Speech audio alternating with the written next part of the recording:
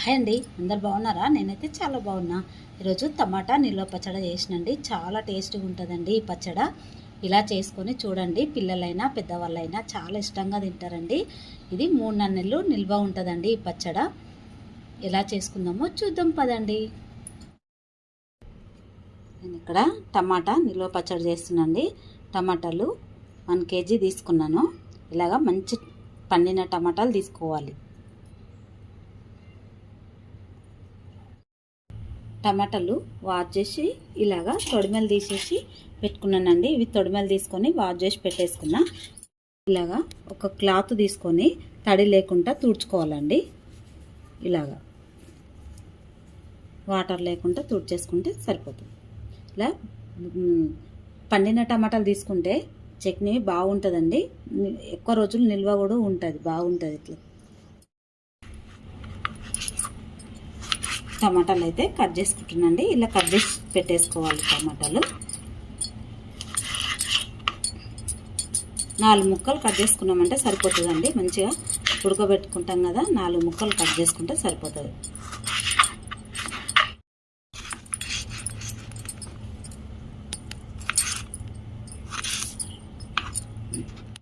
చింతపండు క్లీన్ చేసుకొని పెట్టుకున్నాండి. మంచిగా నారాగిన ఇత్తులు ఉంటాయి కదా, అవి తీసేసుకొని పెట్టేసుకోవాలి. మంచిగా బాండి పెట్టేసుకొని మసాలాలు వేయించుకున్నామండి. ఇప్పుడు మెంతులు,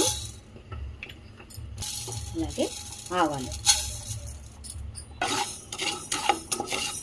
వేసుకోవాలండి. మంచిగా ఇట్లా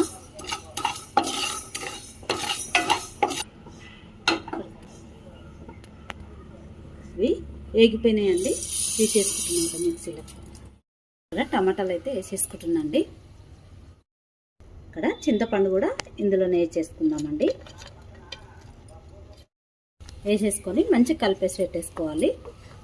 మంచిగా ఉడికించుకోవాలండి. ఇది మెత్తగా ఉడికిపోయేలాగా ఉడికించుకోవాలి. తీసుకున్నాండి. ఇది ఆవాలు, మెంతులు మిక్సీ పట్టేసుకున్నా కదా, ఇందులోనే వేసుకొని కొంచెం మిక్సీ పట్టేసుకుందామండి. సన్నగా దంగిపోతుంది. చూడండి, టమాటా ఉడికిపోతుంది. ఇట్లా మెత్తగా ఉడికించుకోవాలండి. ఆవాలు, మెంతులు మిక్సీ పట్టేసుకున్న తర్వాత సన్నగా దంగినాక ఎల్లిపాయలు వేసి మిక్సీ పట్టినది. చూడండి, దంగిపోయినాయి. ఇవి కూడా సన్నగా అయిపోయినాయి. టమాటాలు చింతపండు ఉడికిపోయింది కదండి. ఇందులోనే కప్పు కారం వేసుకుంటున్నానండి. నేను ఇక్కడ 1/2 కప్పు ఉప్పు వేసుకుంటున్నానండి. ఉప్పు 1 స్పూను పసుపు వేసుకుంటున్నాను. మంచిగా కలిసేటట్టు కలిపేసుకోవాలండి.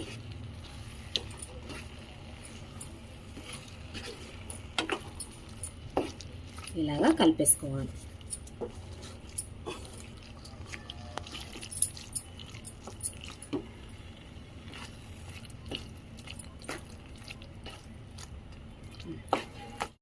కొంచెము చల్లగా కావాలండి. ఒక 5 నిమిషాలు పక్కకు పెట్టేసుకున్న తర్వాత మిక్సీ పట్టేసుకుందామండి. ఇది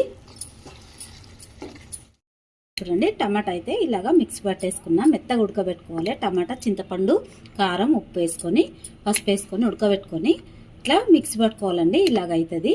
పిల్లలు కూడా పచ్చళ్ళు ఉంటే తినారు కదండి ఇష్టపడి. ఇలా చేస్తే చాలా ఇష్టంగా తింటారండి. చాలా బాగుంటుంది. ఇలాగా అయితే కడాయి పెట్టేసుకున్నా అండి. ఆయిల్ వేసుకుంటున్నా. ఆయిల్ కొంచెం ఎక్కువనే పడుతుందండి. 1 స్పూను జీలకర్ర వేసుకుంటున్నాండి. ఆవాలు 1 స్పూను, ఎండుమిర్చి కూడా వేసుకుంటున్నా. ఎల్లుల్లి అండి. రెడీ అయిపోయిందండి. ఇప్పుడు చట్నీ వేసేసుకుందాం దీంట్లోనే.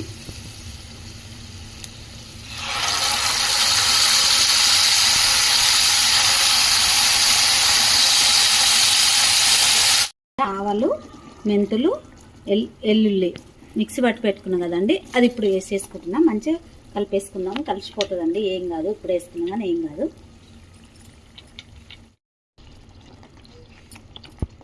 ఇందులో వేసేసుకొని మంచిగా కలిపేసుకోవాలండి. ఇలాగా అంతా కలిసిపోతుంది.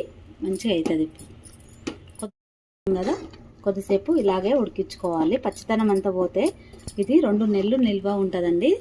2 నెలలు 3 నెలలైనా నిల్వ ఉంటుంది పచ్చడ. ఇలాగే చేసుకోండి.